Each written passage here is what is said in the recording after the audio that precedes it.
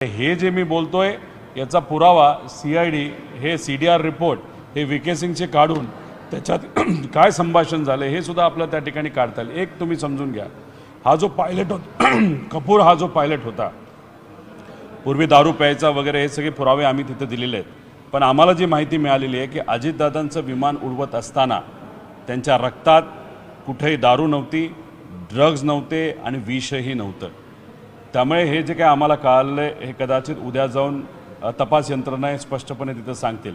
मग काही दारू न पिता सुद्धा हा जो कपूर आहे त्यांनी जे काय केलं असेल ते का केलं असेल, तर ह्या सगळ्या गोष्टीच्या खोलामध्ये आपल्याला जावं लागेल। दबाव होता का आणि व्हीके सिंगला का तिथं वाचवलं जातं आहे असा सुद्धा आम्हाला प्रश्न आहे। एक आहे की मी सातत्याने सांगतोय की मला व्हीके सिंग आणि VSRचं काही घेणं देणं नाही आहे, पण VSRच्या विमानामध्ये दादा प्रवास करत असताना विमान हे पाडण्यात आलं का पडलं हा माझा साधा सोपा त्या ठिकाणी प्रश्न आहे। मग व्हीके सिंगचा तपास ज्या दिशेने चालला आहे आम्हाला कुठंतरी वाटतं की व्हीके सिंग आणि VSRला वाचवलं जाते का, कारण व्हीके सिंगला जर धरलं, व्हीके सिंगला जर ताब्यात घेतलं तर व्हीके सिंग काही लोकांची नावं घेईल, म्हणून कुठेतरी काही लोकांना भीती वाटते असं आम्हाला वाटतं। आता एक तुम्ही समजून घ्या की त्याच्या मुलाच्या लग्नामध्ये कुणी जाऊ शकते हे मी समजू शकतो, पण आज जे सत्तेत आहेत ते लोक जर रोहित सिंगच्या लग्नात गेले असतील, तिथं लग्नामध्ये आहूजा नावाचा जो सिंगर आहे, काही दिवसांपूर्वी तुम्ही बघितलं असेल पुणे आणि मुंबईमध्ये जेव्हा तो आला होता ते VSRच्याच विमानाने आला होता।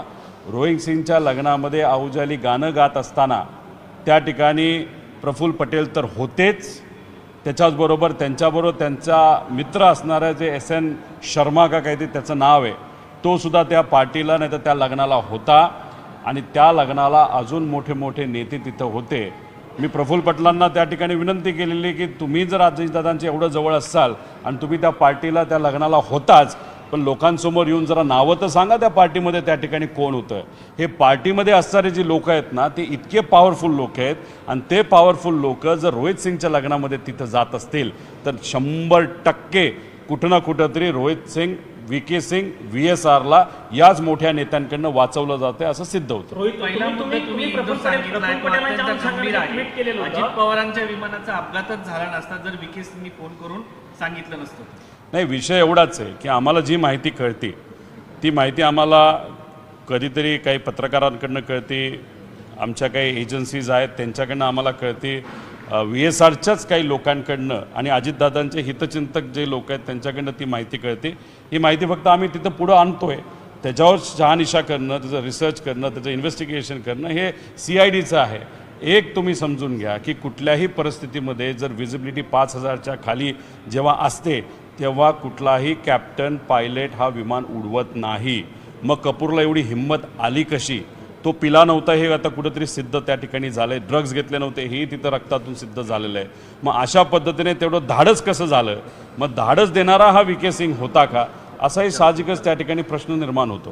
प्रफुल्ल पटेलांच्या अनुषंगाने तुम्ही 2 दिवसापूर्वी ट्विट केलेलं होतं, तुम्ही म्हटले होते की तुम्ही समोर येऊन या सगळ्याची उत्तरं द्या, कारण मी स्पष्ट म्हणत नाही पण शंका आहेत लोकांच्या मनात। प्रफुल्ल पटेलांनी त्याच्यावरती काही भाष्य केलं? मी तुम्हाला तेच सांगतो ना, SN शर्मा हा प्रफुल्ल पटेलच्या जवळ असणारा एकदम व्यक्ती आहे। तुम्ही थोडासा अभ्यास करा, तुम्हाला ते कळेल। प्रफुल्ल पटेल स्वतः रोहित सिंगच्या राजस्थानमध्ये जयपूरला झालेल्या लग्नामध्ये तिथं उपस्थित होते, तिथं गाणं गाणारा सुद्धा आहूजा होता हे मी तुम्हाला त्या ठिकाणी सांगतोय। हनी सिंग तिथं लोकांना हाय हॅलो करत हातामध्ये ग्लास घेत अशा पद्धतीच्या वातावरणामध्ये हे लोक रोहित सिंग, व्हीके सिंग यांच्या खांद्याला खांदा लावून मस्ती करत होते, मजा करत होते, शुभेच्छा त्या ठिकाणी देत होते। आणि हाच तो रोहित सिंग, हाच तो व्हीके सिंग ज्यांची VSR नावाची कंपनी जी 2023ला एकनाथ शिंदे साहेबांना डावोसला घेऊन जात असताना खूप मोठी चूक त्यांच्या तिथं झाली होती। योगायोगाने आणि चांगल्या हेतूतून आपण असं समजूया की एकनाथ शिंदे साहेबांचा कुठं त्या ठिकाणी ॲक्सिडेंट तिथं झाला नाही, पण मग हीच ती कंपनी, हाच तो व्हीके सिंग, हाच तो रोहित सिंग आणि हीच ती VSR कंपनी ज्याच्या दादांचा त्याच्यामध्ये घातपात नाहीतर ॲक्सिडेंट तिथं झालेला। एवढा मोठा योगा कसा होऊ शकतो? माहिती पार्थ पवार यांना सांगायला पाहिजे होती, ते तिथे उपस्थित होते, महाराष्ट्राला सांगायला पाहिजे होती, कारण ते जबाबदार नेते आहेत। उत्तर द्यायला पाहिजे, ते उत्तर देत नाही, मग दिलं पाहिजे ना उत्तर। मी सरळ हे बघा, संशय का हो वाढत चालला एक तुम्ही समजून घ्या. एक तर CBIला देऊन 26 दिवस झाले तरी सुशांत सिंग राजपूतचा लगेच मुद्दा 2 दिवसात स्वीकारला जातो आणि अजितदादांचा तपास CBI अजून स्वीकारत नाही. एक हा मुद्दा. दुसरा मुद्दा असा आहे की जेव्हा केव्हा मी बोलतोय तेव्हा एकनाथ शिंदे साहेबांचे सगळे नेते हे कुठेतरी पाठिंबा देत आहेत, बाकी लोक पाठिंबा देत आहेत, अजितदादांचे काही आमदार अमोल मिटकरीसारखे हे पाठिंबा देत आहेत, पण भाजपचे मोठे नेते कार्यकर्ते मात्र त्या ठिकाणी मला अडचणीत आणण्याचा प्रयत्न नाही तर माझ्या विरोधात तिथं बोलत आहेत. आता त्या लग्नाला कोण गेलं होतं अजून पुढे जाऊन मी नावं सांगू शकतो, फक्त आमची इच्छा काय की पारदर्शक पद्धतीने हा तपास तिथं झाला पाहिजे. दुसरं, एवढे सारे पुरावे असताना आणि तुम्ही DGCAच्या अंतर्गत एक कारवाई करता कोणावर, VSRवर, त्यांचे 5 लेहर जेट विमानं ही तुम्ही ग्राउंड करता आणि त्यात असं म्हणता की नॉन कम्प्लायन्स होता. मग विमान उडवणाऱ्या कंपनीमध्ये जर एवढा मोठा नॉन कम्प्लायन्स असेल तर ती कंपनीच बंद झाली पाहिजे. मग तुम्ही फक्त 4 विमानं तिथं बंद पाडता आणि बाकीचे तिथं उडवता, मग त्याच्या मागे का ती विमानं कोणाची असाही तिथं प्रश्न निर्माण होतो. FIR करण्याचा प्रयत्न आम्ही करतो, आमचा FIR सुद्धा तिथं घेतला जात नाही.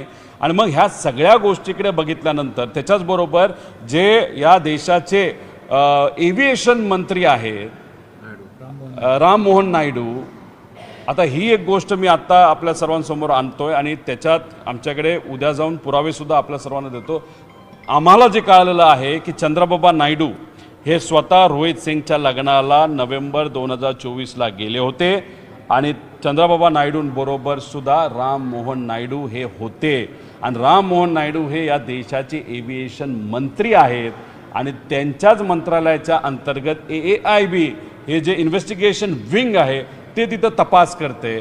AAIB वर दुसरा कोणाचा अधिकार नाही, डायरेक्ट मंत्र्याचा अधिकार असतो. मग तुमचं VSR बरोबर आर्थिक संबंध आहेत, VSR बरोबर तुमचे व्यक्तिगत संबंध आहेत.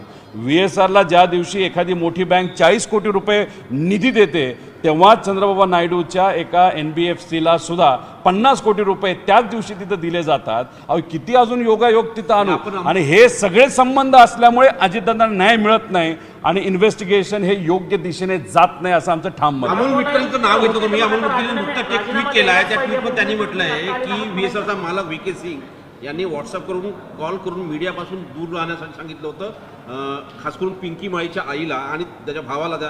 आणि सोबतच त्याच्या रेकॉर्डेड कॉलमध्ये हे सुद्धा त्यांनी दावा केला आहे मिटकरी यांनी की पायलट यांनी अजित पवार इनको फ्लाईट को ठोक दिया अशी ही भाषा वापरलेली आहे, असा दावा अमोल मिटकरींनी केलेला आहे. याचाच एक ऑडिओ मुंबईमध्ये जेव्हा प्रेस कॉन्फरन्स झाली होती त्या प्रेस कॉन्फरन्समध्ये आम्ही दिला होता की एक वकील VK सिंगचा असा बोलतोय की उस पायलट ने ठोक दिया. हा एक मुद्दा त्याच्यामध्ये आहे. त्याच्याचबरोबर ते माळी परिवार आहे ते स्वतःच्या मुलीला न्याय मिळावा यासाठी आणि खास करून अजितदादांना न्याय मिळावा, या दोघांना न्याय मिळावा अशासाठी ते तिथं प्रयत्न करतात.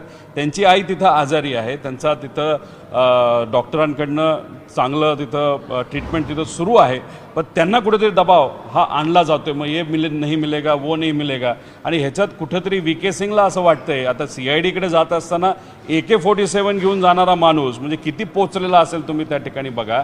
मग तिथं अशा पद्धतीने या व्यक्तीला वाचवलं जात असेल तर मग इन्व्हेस्टिगेशन योग्य दिशेने जाईल असं आम्हाला दुर्दैवाने त्या ठिकाणी वाटत नाही. ज्या पद्धतीने VK सिंगची चौकशी होतीये, तुम्ही म्हणताय तो गण घेऊन जातो, तो माध्यमांच्या समोर येत नाही, त्याचे चित्रण येत नाहीये, हे बघता CID आणि VK सिंग यांची मिलीभगत आहे असं तुम्हाला वाटतं? नाही, CIDमध्ये असणारे अधिकारी चांगले आहेत, ते काय खराब आहेत असं मी म्हणणार नाही, कारण का शेवटी ते महाराष्ट्र पोलीसची लोक आहेत, त्यांच्यावर आमचा विश्वास आहे. पण शेवटी कसं असतं की आता तशीच घटना जे मरीन ड्राईव्ह पोलीस स्टेशनवर FIR तर आमचा PI घेतच होता, टायपिंग करायला सुरुवात झाली होती, आमचा व्हिडिओ त्याच्यामध्ये स्टेटमेंट त्या ठिकाणी घेतलं जात होतं आणि त्याच्यातच वरून एक मोठा अधिकारी तिथे आला आणि ते सगळं थांबवलं आणि त्या अधिकाऱ्याला अजून कुणीतरी तिथं फोन केलं होतं, प्रेशर टाकलं होतं.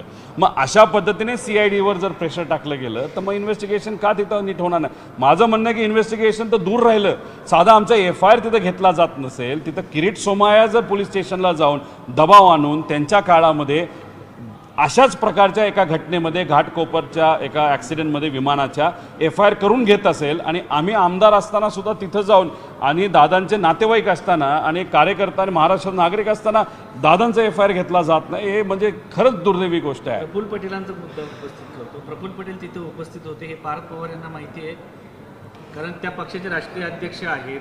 वहिनींना माहिती आहे का? कारण जर त्यांना एवढं सगळं माहिती असताना इतके दिवस प्रफुल्ल पटेलांनी का सांगितलं नाही? हे बघा, मी आता माहिती तिथं दिलेली आहे आणि याच्यातच त्या दिवशी आणि त्याच्या आदल्या दिवशी आणि त्याच्यानंतरच्या दिवशी तुम्ही जयपूरचे जे विमानतळ आहे त्या विमानतळाला VSRच्याच कंपनीच्या विमानातून मला जे कळालं चंद्रबाबा नायडू हे तिथं जयपूरला पोचले होते. व्हिडिओ फुटेज तुम्ही तिथं काढा, आमच्याकडे काही तपास आहे, पण आम्ही 5 दिवसानंतर तो त्या ठिकाणी तपास समोर आलो. म्हणजे याच्यामध्ये राम मोहन नायडू जे एव्हिएशन मंत्री आहेत ते सुद्धा जयपूरला रोहित सिंगच्या लग्नात होते.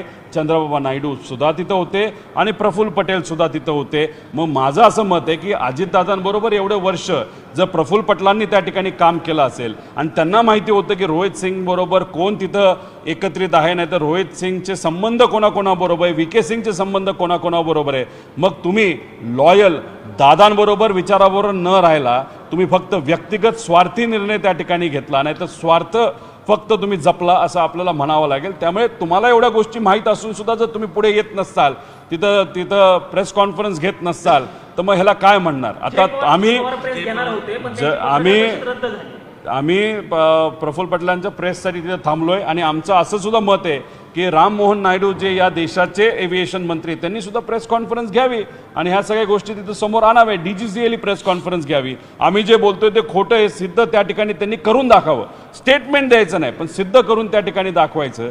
आता आम्हाला आज कुठेतरी वाटत होतं जय पवार सुद्धा त्यांचा म्हणजे त्यांच्याकडे सुद्धा काही माहिती असेल आणि ती लोकांसमोर ते आणतील, पण आज काही कारणांमुळे ती प्रेस कुठेतरी पुढे गेली असं आम्हाला कळालं आहे. पण तिथं सत्तेचा वापर करून त्यांच्याकडे बरीच काय माहिती ही नक्कीच येऊ शकते आणि मग सगळ्यांचाच प्रयत्न आहे की अजितांना न्याय मिळाला पाहिजे. या सगळ्यांच्या निमित्ताने जी पार्टीबद्दल तुम्ही सांगतायत त्याने तुम्ही मोठं पंडोरा बॉक्स उघडताय असं समजून येतं. ड्रग्स पार्टी, रेप पार्टी ह्याचं पण इन्व्हॉल्वमेंट कुठे होतं का? नाही, लग्न होतं. VK सिंगची स्टाईल थोडीशी भपकेबाजीची आहे. त्या लग्नामध्ये आहुजा का काय त्याचं नाव कदाचित मी चुकीचं घेत असेल, पुण्यात आणि मुंबईमध्ये VSRच्या विमानाली काल परवा तो आला होता काही शो करण्यासाठी. त्याचं गाणं तिथं चालू होतं. आपले जे हनी सिंग का कोणतरी गायक आहे तो इकडे तिकडं लोकांना भेटत होता आणि त्या लोकांमध्ये हे VIP लोक होती ज्याची काही नावं मी घेतलीत, काही नावं अजून मागे ठेवलेली आहेत. 100% महाराष्ट्रातील लोक आहेत, 100% गुजरातची लोक आहेत, 100% TDPच्या संलग्न असणारी लोक आहेत आणि सगळ्यात महत्त्वाचं म्हणजे एक MP राज्याचे खूप मोठे नेते आता राज्यात न राहता केंद्रात त्या ठिकाणी आलेत. असे मोठे नेते त्या रोहित सिंग आणि VK सिंगच्या लग्नामध्ये होते. मग एवढे मोठे लोक जर तिथे असतील तर साहजिकच VK सिंगला वाचवलं जाईल का? त्याचं मुख्य कारण आहे की VK सिंगवर प्रेम असेल म्हणून नाही, पण VK सिंग उद्या जाऊन ह्या सगळ्यांची नावं त्या ठिकाणी घेऊ शकतो आणि नावं घेतल्यानंतरच अजितदादांच्या ॲक्सिडेंटच्या मागे कोण आहे हे कुठेतरी त्या ठिकाणी सिद्ध होऊ शकतं आणि या भीतीपोटी VK सिंगला वाचवलं जातं. शिवराज सिंग चौहान यांच्याकडे तुमचा इशारा आहे का? तेच केंद्रात आले 4-5 दिवस द्या, मी नक्कीच या बाबतीत तुम्हाला सांगेल. त्याच्याबरोबर दिलीप बिल्कॉनचं तर मी सरळ तिथं तुम्हाला काही संबंध तिथं दाखवलेले आहेत. त्याच्या पूर्वीच्या बातम्यासुद्धा आहेत की दिलीप बिल्कॉन जो नाशिकचा आहे, नाशिकचे अनेक नेते त्या दिलीप बिल्कॉनला सूर्यवंशीला ओळखून असतील. MP मध्ये सगळ्यात मोठं त्याचं काम आहे आणि त्याचे आणि कोणाचे संबंध आहे हे लोकांना तिथं माहिती आहे. त्यामुळे असे सगळे लोक त्या रोहित सिंगच्या लग्नात बघा, लग्नात जाणं विणं लोक म्हणतील काय रिलेशन, पण विषय एवढाच आहे की एवढे मोठे लोक एका छोट्याशा व्यावसायिकाच्या लग्नाला तिथं जात असतील तर याच्यावरूनच समजून घ्या की तो छोटा व्यावसायिक नाही, तो पोचलेला व्यावसायिक आहे आणि तो पोचलेला असल्यामुळेच आज त्याला वाचवलं जाते आणि त्याला वाचवलं जाते म्हणूनच दादांना दुर्दैवाने त्या ठिकाणी न्याय मिळत नाही. एक मुद्दा आहे की पार्थ पवार, जय पवार आणि सुमित्रा पवार यांना या गोष्टीची माहिती होती का? आणि जर असेल तर इतके दिवस प्रफुल्ल पटेलांनी का लपून ठेवली? ज्या व्यक्तीवरती, ज्याच्या कंपनीवरती कारवाई व्हावी म्हणून जय पवार सांगतायत, त्याचे आणि प्रफुल्ल पटेलांचे संबंध आहे हे तुम्ही सांगता याच्यावरून सिद्ध होतं. याच्यामुळे कुठेतरी त्यांचं आतमध्ये घुसमट होते का? किंवा प्रफुल्ल पटेलांच्या बाबतीत त्यांच्या मनामध्ये काय सुरू आहे का? हे बघा, प्रफुल्ल पटेलांचा स्वभाव कसा आहे हा मला तरी माहीत नाही, पण माझं काय खूप चांगलं होतं त्यांच्याबरोबर असंही नाही आहे. विषय एवढाच आहे की दादांना शेवटच्या काळामध्ये त्रास कोणाकडनं झाला हा दादांना माहीत होता आणि दादांच्या जवळच्या लोकांना माहीत होता. माझा प्रश्न एवढाच आहे की कदाचित काकींना, पार्थला, जयला, प्रफुल्ल पटेल त्या लग्नाला होते, प्रफुल्ल पटेलचे त्या लोकांबरोबर संबंध होते, कदाचित माहीत नसावं. अरे मग माहीत आहे नाही याच्यापेक्षा प्रफुल्ल पटेलांनी दादांच्या प्रेमापोटी ही सगळी माहिती त्यांना द्यायला पाहिजे होती, सांगायला पाहिजे होतं. मग ही माहिती जवळ का ठेवली जाते? अजून बरेच विषय आहेत जे उद्या जाऊन मी त्या ठिकाणी कसं आहे, इन्व्हेस्टिगेशन होत असताना आपला मोठा नेता मित्र या सर्व घटनेमध्ये जर आपल्यापासून दुरावला असेल, नाहीतर ॲक्सिडेंट झाला असेल, तर मृत्यू झाला असेल, तर एका मित्राची जबाबदारी आहे ना की इन्व्हेस्टिगेशनला सगळी माहिती देणं. मी ओळखत होतो, मी गेलो होतो, हा माणूस तिथं दिसला, आज एव्हिएशन मंत्रीसुद्धा त्या लग्नाला तिथं होते. मग प्रफुल्ल पटेलांनी समोर येऊन, प्रफुल्ल पटेल स्वतः माझे एव्हिएशन मंत्री आहेत, त्यांनी सांगायला पाहिजे होते की अरे मंत्री तिथं मला दिसला होता, तर आमच्या दादांना न्याय मिळू शकत नाही, असं बोलायला पाहिजे होतं ना. का नाही झाली हिंमत? मग हिंमत झाली नाही, त्याचं कारण वेगळं असू शकतं, म्हणून कुठेतरी खोलात गेलं पाहिजे असं आमचं मत आहे. मग एका बाजूला मित्र होते, एका बाजूला आमचे नेते होते तुम्ही म्हणता, आणि दुसऱ्या बाजूला माहिती तुम्ही जर लपवत असाल तर कुठं ना कुठं तरी दाल में कुछ काला आहे असं आमचं स्पष्टपणे त्याच्यामध्ये मत आहे. तुम्ही आज अखिलेश यादव यांची भेट घेतली, काय चर्चा झाली? संसदेमध्ये भेटीगाठी घेतात, अजून किती नेत्यांची भेट? अखिलेश यादव साहेबांशी आत्ताच आमची भेट तिथं झाली. बराच वेळ त्यांनी तिथं दिला.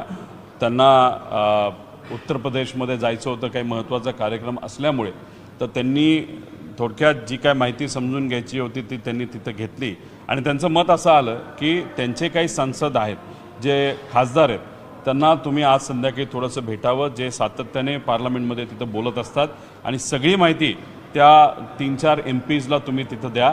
त्यांच्याकडनं एक रिसर्च केला जाईल, एक रिपोर्ट केला जाईल, आणि मग पार्लमेंटमध्ये 100% महाराष्ट्रामध्ये लोक अजितदादाला न्याय मिळावं यासाठी लढतायत, तुम्ही लढतायत. पण सत्तेत असणारे लोक त्यांना सहकार्य करत नसले तरी आमचा पक्ष नक्कीच पार्लमेंटमध्ये, नाही तर आमच्या लेवलला जिथं कुठं करायचं तिथं आम्ही पाठिंबा देऊ, असं अखिलेश यादव साहेबांनी त्या ठिकाणी आम्हा सगळ्यांना आश्वासित केलं. साधारणतः आणखी कोणाकोणाच्या भेटी? कारण परवा दिवशी तुम्ही 3 लोकांच्या भेटी घेतल्या, अरविंद केजरीवाल यांच्यासह बाकीच्यांच्या. आज अखिलेश यादव आणखी कोणाच्या? आज संध्याकाळी अखिलेश यादव साहेबांच्या काही खासदारांना आम्ही त्या ठिकाणी भेटणार आहोत. त्याच्याचबरोबर कन्नमोळी मॅडमला त्या ठिकाणी आम्ही भेटणार आहोतच. 2-3 दिवसानंतर आम्ही झारखंडला सुद्धा तिथं जाऊन तिथे असणारे नेते सोरेन साहेबांना तिथं आम्ही भेटणार आहोत. राहुल गांधीजींची वेळ ही आम्ही तिथं मागितलेली, ती उद्या परवा नक्कीच मिळेल असं आम्हाला वाटतं.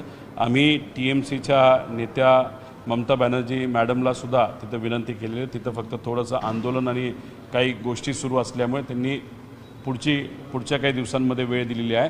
त्यामुळे सर्व लोकांना आम्ही भेटल्याशिवाय आम्ही दिल्ली तर काय त्या ठिकाणी सोडणार नाही.